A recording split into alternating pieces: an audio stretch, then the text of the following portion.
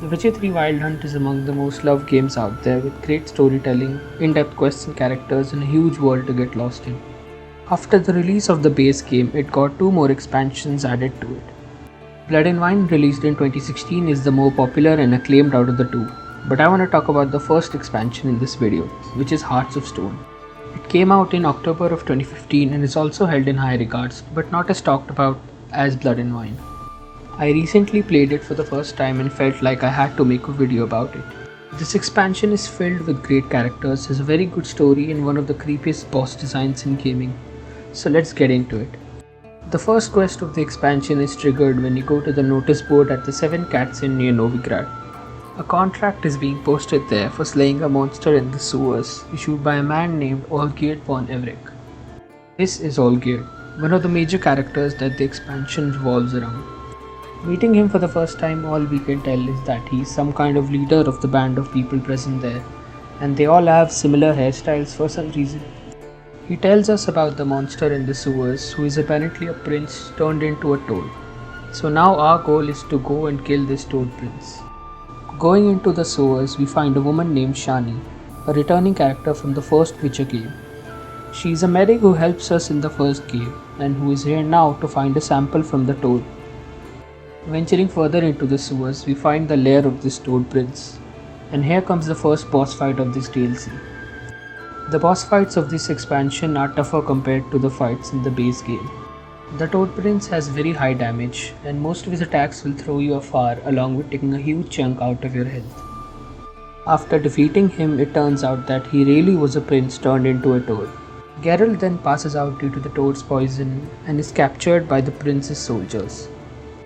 He wakes up on a ship, and here we meet the second major character of the expansion, Gaunter O Dimm, who randomly appears out of the darkness to help you in return for a favor. You actually meet him at the start of the base game in White Orchard, where he helps you find Yennefer. He is one of the most mysterious and intriguing characters in the Witcher games universe, but we will come back to him later. Agreeing to help him, he disappears just as mysteriously as he appeared. Then suddenly a storm hits the ship and Geralt is knocked unconscious. After waking up and massacring the soldiers, we then go to meet Gaunter O Dimm again, where he asks us for the favor, which is to fulfill 3 wishes of Olgierd von Everick. During my first playthrough of this DLC, I missed the fight with Olgierd due to me choosing different dialogue options when meeting him again, but that footage got corrupted, so I replayed the first quest again after already completing the DLC. So when I finally fought him this time, I was using the same sword he gives you at the end, if you got the good ending. I wanted to fight him because this boss fight is just phenomenal. He is very fast with his attacks and dashes around a lot. It's a perfect sword fight, and it also has a great background score. When you win, you find out that he is in fact immortal, as he claps in your face with a dangling head. It is Gaunter O Dimm who granted his wish to become immortal, and he is now here to collect his debt. Ending the first quest now, you have to fulfill 3 of his wishes to be free from your own debt. For now, Olgierd only gives you 2 tasks. The first is to show his brother Vladimir the time of his life, and the second is to bring him the house of someone called Maximilian Bossori. You can do these tasks in whatever order you like, but I did the Vladimir quest first.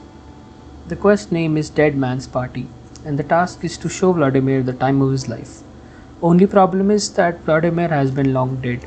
O Dimm suggests a blood summoning, where we use Olgierd's blood to summon Vladimir's ghost and let him possess us and go to a wedding with Shani. This is a very unique quest in the game, as the only objective in it is to enjoy yourself and have fun at the wedding. No monster slaying, no assassination plots, you just goof around until midnight. O Dimm mysteriously appears again here, where he can see Vladimir's ghost. Questioning him, he says that he sees the true nature of things and that he knows a lot about everything. At this point, you can already tell that there is something sinister going on with him and that he's not to be trusted. The thought only becomes more concrete the more you progress the story. After enjoying a lovely wedding with Shani and finishing the first tasks, the next task is to bring Olgierd the house of Maximilian Bossori. Upon going to the Bossori auction house in Oxenfurt, we find that the house we are looking for is present in the vault. A hooded man tells all of this to you and asks you to help him in raiding this vault. This quest is an elaborate heist mission where you recruit allies to assist you and plan out the heist to get into the vault. This quest takes inspiration from classic heist movies featuring plot twists and betrayals. After getting the house, you return to Olgierd to fulfill his final wish, to bring him the same violet rose that he once gave his wife. The first thing you'll notice during this quest is how it suddenly gets all grey and gloomy as soon as you enter the vicinity of the Von Everec estate. Even Geralt mentions that the fog is not natural. Enter and investigate further into the estate and you find one of the creepiest looking bosses I've ever seen. This is the Caretaker. A very unexpected boss fight and a tough one, as halfway through the fight he'll start regenerating his health. He is called the Caretaker as he was summoned here by black magic to keep the manor safe. Geralt expresses the exact way you feel after beating him. What the fuck was that? Then, to find the rose, you have to enter the painted world created by Olgierd's wife Iris. There you get to know more about Olgierd and what actually happened. Olgierd lost everything due to a bad financial year. His home, money, everything. And because of this, Iris's parents refused to marry Iris to Olgierd. He had hit rock bottom when he meets Gaunter O Dimm, who helps him by granting Olgierd's wishes, but in return, he loses all he felt for Iris. And as they say in the game, his heart turns to stone. Later on, he even tries black magic to get rid of Gaunter O Dimm.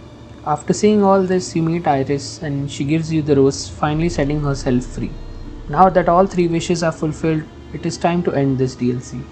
After completing the 3rd task, you go to meet Gaunter O Dimm, where a random drunk keeps bugging you, so Gaunter O Dimm stops time itself to talk to you. Asking him about who he exactly is, he replies that he is simply someone that grants wishes. The final thing you need to do is to bring Olgierd to the temple of Lilvani, where O Dimm will be waiting. Now, you can directly meet Olgierd at the temple, or you can visit this professor's house who has been researching about O Dimm. Here, the professor says that O Dimm is the devil itself, who likes to take human souls in exchange for fulfilling the wishes. The only way to beat him is at its own game, a duel of wits. This brings some clarity to what Gaunter O Dimm really is. He's basically pure evil, a devil or some kind of evil god who likes to play with human souls. Even his initials spell God, and he calls himself Master Mirror, which could mean that he is the reflection of God. That is the devil. He is truly one of the most mysterious and interesting villains out there. The only thing left in the main story now is the final confrontation between Olgierd and O Dimm.